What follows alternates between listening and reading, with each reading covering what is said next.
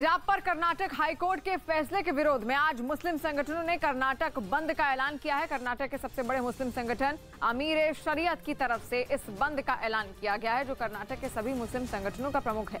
आज के बंद को देखते हुए बुधवार को बेंगलुरु के पुलिस कमिश्नर ने मुस्लिम नेताओं से मुलाकात की।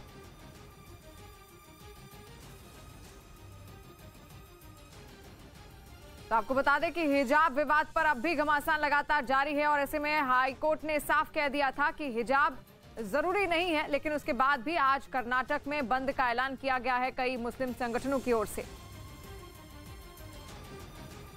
और कोरोना की चौथी लहर की आशंका के बीच स्वास्थ्य मंत्री ने बुधवार को एक अहम बैठक की। बैठक में दक्षिण पूर्व एशिया में कोरोना के बढ़ते मामलों पर चिंता जताई गई और भारत में ऐसे हालात से निपटने की तैयारियों पर चर्चा बैठक हुई।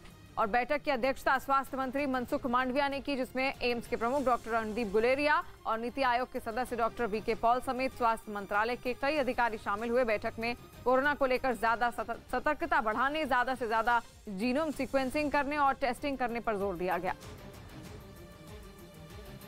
उधर भगवंत मान ने भगत सिंह के गांव में पंजाब के मुख्यमंत्री पद की शपथ ले ली। 10 मार्च को आए नतीजों में आम आदमी पार्टी ने पंजाब की 117 में 92 सीटों पर जीत हासिल की थी, जो पिछले 56 साल में पंजाब में किसी पार्टी की सबसे बड़ी जीत है।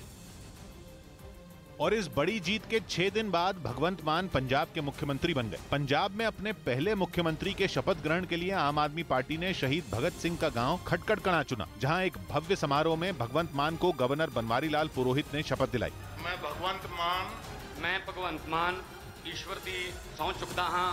48 साल के भगवंत मान पंजाब के दूसरे सबसे कम उम्र के मुख्यमंत्री बने। इससे पहले प्रकाश सिंह बादल ने 43 साल की उम्र में पंजाब के मुख्यमंत्री पद की शपथ ली थी। पंजाब में पहली बार ऐसा हुआ जब किसी मुख्यमंत्री ने सार्वजनिक स्थान पर शपथ ली हो। यही नहीं, इस समारोह के लिए एक खास ड्रेस कोड भी रखा गया और खटकड़कला पहुंचे लोगों का पहनावा उसी ड्रेस कोड के हिसाब से था। मान हो या केजरीवाल, सिसोदिया हो या वहां मौजूद लोग, सबके सर पर पीली पगड़ी सजी। यहां तक कि मंच भी पीले रंग से बना। पीली पगड़ी को भगत सिंह का प्रतीक माना जाता है और इस समारोह में उसी का बोलबाला रहा। पंजाब का 17वां सीएम बनने के बाद भगवंत मान ने भी लोगों से उन्हीं के नक्शे कदम पर चलने का वादा किया। वो कहंदे इश्क करना सबका पैदाइशी हक है, इश्क करना सबका पैदाइशी हक है, क्यों ना इस बार वतन की सरजमी को महबूब बना लिया जाए। लेकिन बीजेपी ने मान के खटकड़कला गांव में शपथ ग्रहण को दिखावा बता दिया। खटकड़कला में कार्यक्रम करना था तो 23 मार्च करते।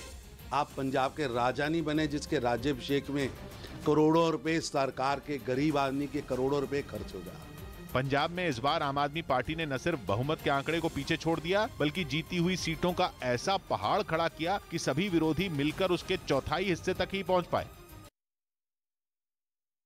आर्थिक महामारी की चपेट में पहुंच चुके श्रीलंका में अब वहां की सरकार के खिलाफ लोगों का गुस्सा फूटने लगा है। लोगों की भारी भीड़ ने वहां के राष्ट्रपति के दफ्तर में घुसने की कोशिश की और राष्ट्रपति दफ्तर की सुरक्षा में लगे सैनिकों से घंटों तक धक्का मुक्की होती रही। श्रीलंका के राष्ट्रपति के दफ्तर के बाहर लोगों की भारी भीड़ जमा हो गई। दूर दूर तक केवल भीड़ ही दिखाई देने लगी। लोगों ने श्रीलंका के राष्ट्रपति के दफ्तर के बाहर आगजनी तक की। इस दौरान वहां सुरक्षा के बेहद कड़े इंतजाम कर दिए गए। पुलिस के अलावा श्रीलंका की सेना के जवानों की भी तैनाती कर दी गई। आर्थिक मोर्चे पर नाकामी से लोग इस कदर गुस्से में हैं कि वहां के राष्ट्रपति से पद छोड़ने की मांग कर रहे हैं, क्योंकि वहां आर्थिक संकट इतना बढ़ चुका है कि अब खाने पीने की किल्लत भी शुरू हो गई है। महंगाई सारे रिकॉर्ड तोड़ रही है।